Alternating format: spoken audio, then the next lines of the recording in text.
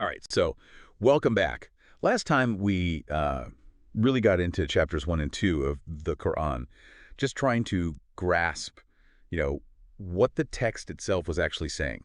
Today, we're going to go even deeper, kind of adding this whole other layer with tafsir. Right. Essentially ancient commentaries on the Quran. Exactly. It's like having this guide, who's trying to explain and expand on the original text, offering like historical context, clearing up any ambiguities. But here's the thing that kind of strikes me as odd, If the Quran is supposed to be the eternal, perfect word of God, Right.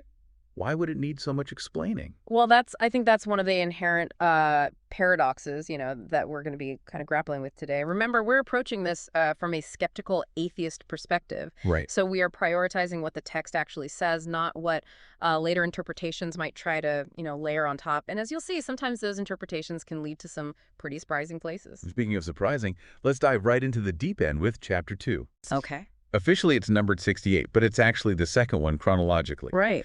We talked last time about how it begins with this single letter nun, which on its own, it doesn't really give us much to go on. Right. It's a bit of a head scratcher. And that's precisely where tafsir comes in, right? People were looking for explanations, trying to understand what's the significance of this seemingly random letter.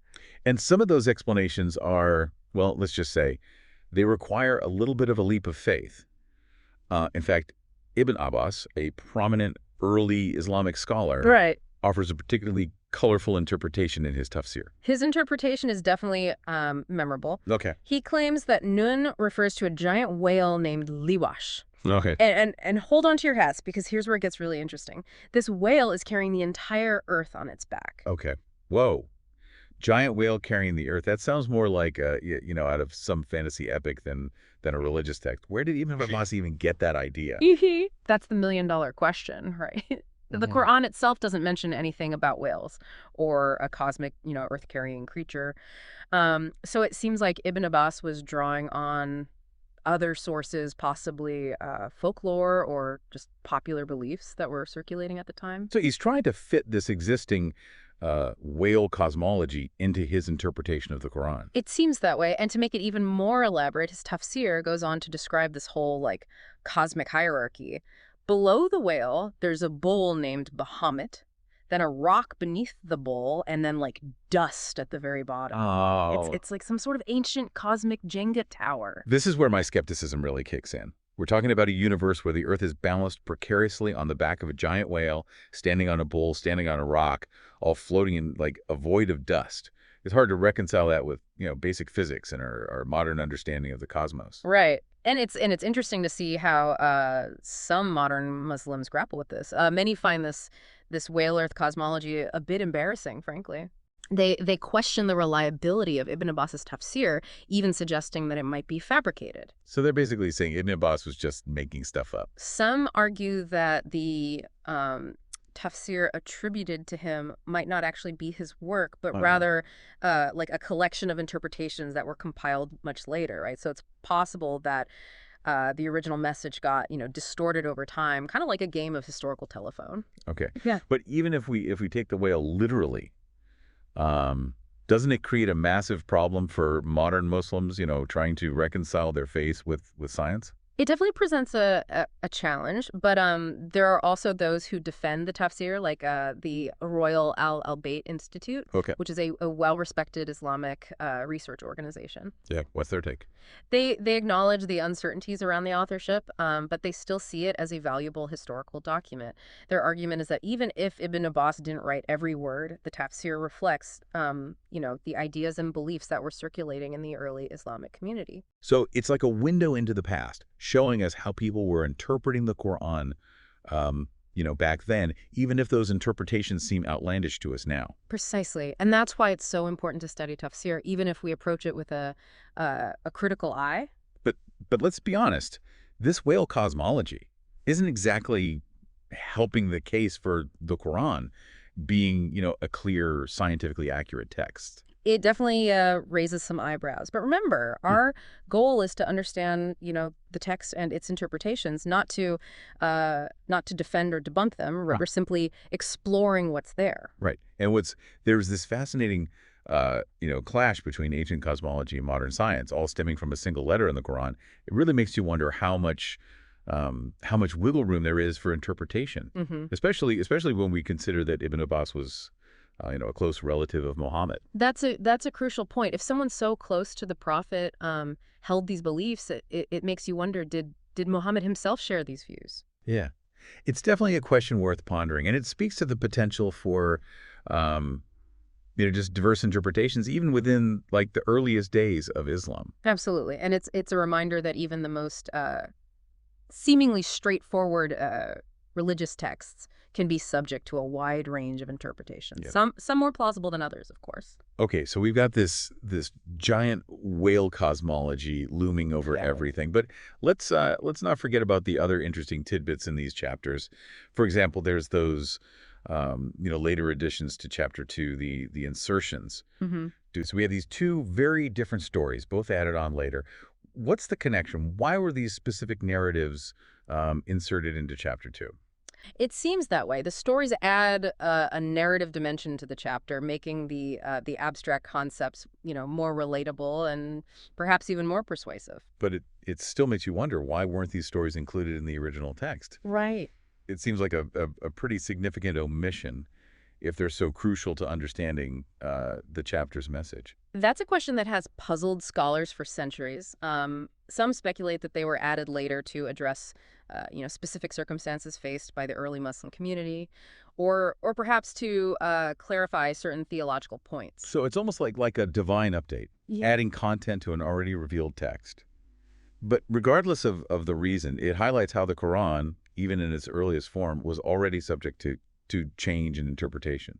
Exactly, and it shows how human intervention plays a role in shaping religious texts, even those believed to be divinely revealed.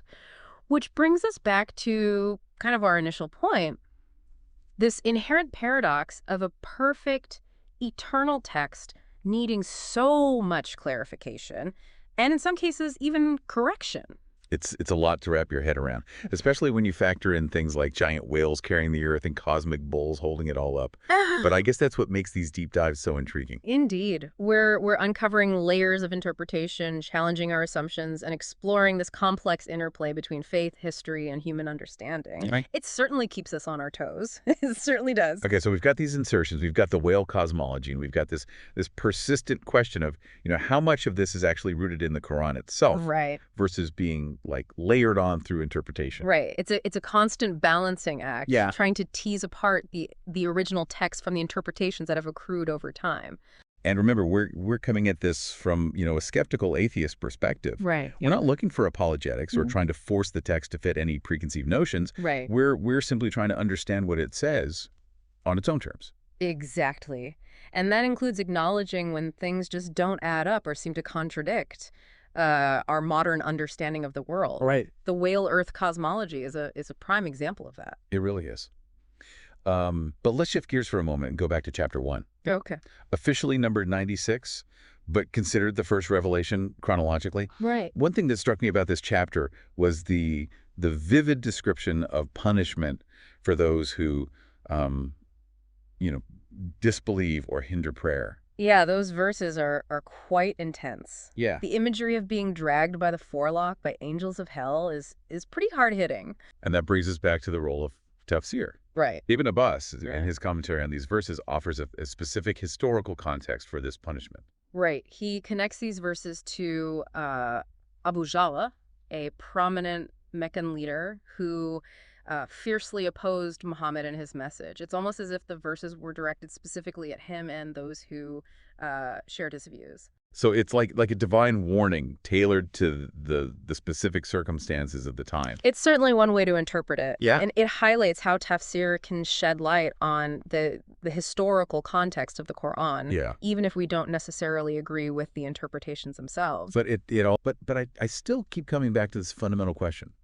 If the Quran is supposed to be this clear, unambiguous revelation from God, Why does it need so much explaining? Well, you're not alone in asking that question. It's a question that has been raised by critics and skeptics throughout history. And how do those critics typically respond? They argue that the ambiguity and contradictions within the Quran are evidence of its human origins. Okay. They suggest that the text is a product of its time, reflecting the cultural norms and beliefs of 7th century Arabia. But wouldn't Muslims counter that the Quran is timeless and transcends its historical context? Absolutely. Yeah. They would argue that the Quran's message is relevant for all people in all times. Right. And that its teachings offer guidance for navigating the complexities of life. So we have this fundamental disagreement about the nature of the Quran itself. Right. Is it a historically situated text or a timeless revelation from God? Mm-hmm. And how does tafsir fit into this debate?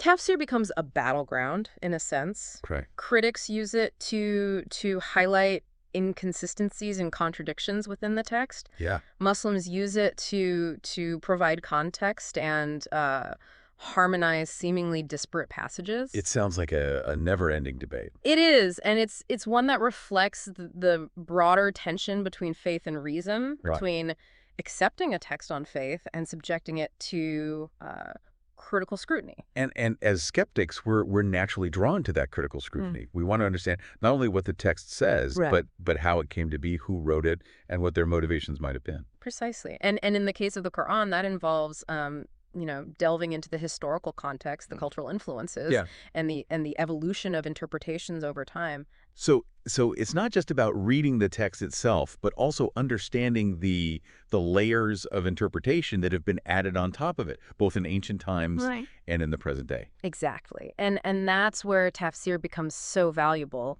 even if we approach it with a healthy dose of skepticism. But let's be honest.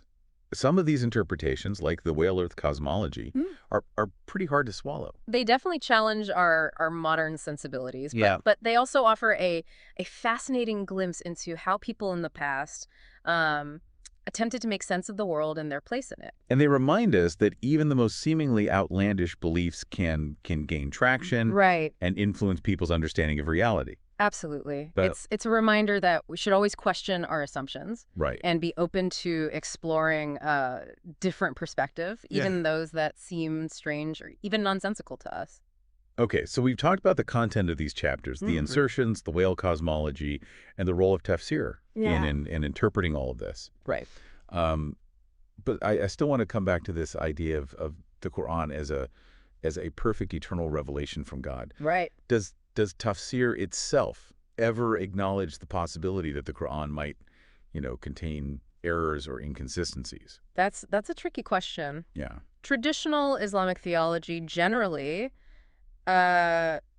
rejects the idea that the Quran contains any errors or contradictions. Okay. Tafsir, in that sense, is often seen as a way to reconcile seemingly problematic passages or to offer interpretations that harmonize different parts of the text. But wouldn't that suggest that the Quran isn't perfectly clear on its own? Right. If it requires human interpretation to resolve inconsistencies, doesn't that undermine the idea of it being a perfect revelation? That's a point that critics often raise. Yeah. They argue that the very existence of tafsir proves that the Quran is not self-explanatory and requires human intervention to make sense of it. And how do Muslims typically respond to that critique? They would argue that, and they would point out that even the most learned scholars disagree on certain interpretations, which simply reflects the richness and complexity of the text. But that still leaves us with the question of why a perfect eternal revelation from God would need so much explaining in the first place. That, I think, is the ultimate question that we as skeptics are left with. Yeah. And it's one that each individual has to wrestle with on their own. Even within the tradition of tafsir, you'll find a wide range of interpretations, sometimes even contradicting each other. Which further complicates this idea of the Quran being, a clear, unambiguous revelation from God. If even the earliest scholars couldn't agree on its meaning, what hope do we have of arriving at a definitive understanding?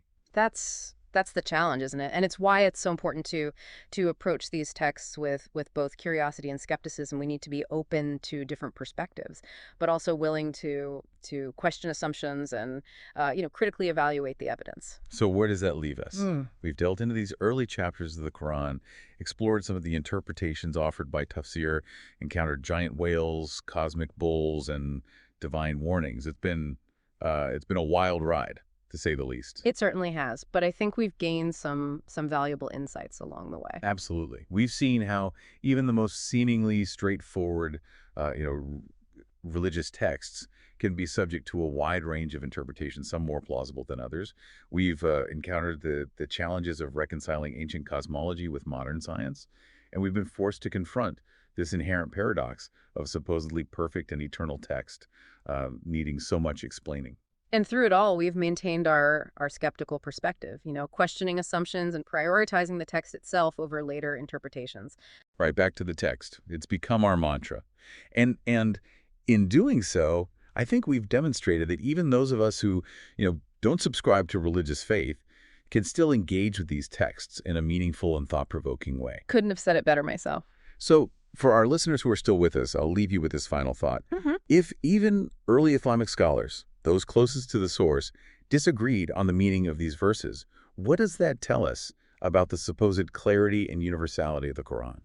It's a question worth pondering, and it's one that highlights this ongoing process of interpretation and reinterpretation that's inherent in all religious traditions. And on that note, we'll wrap up this deep dive. Thanks for joining us on this journey of exploration. Until next time, keep questioning, keep exploring, and keep diving deep.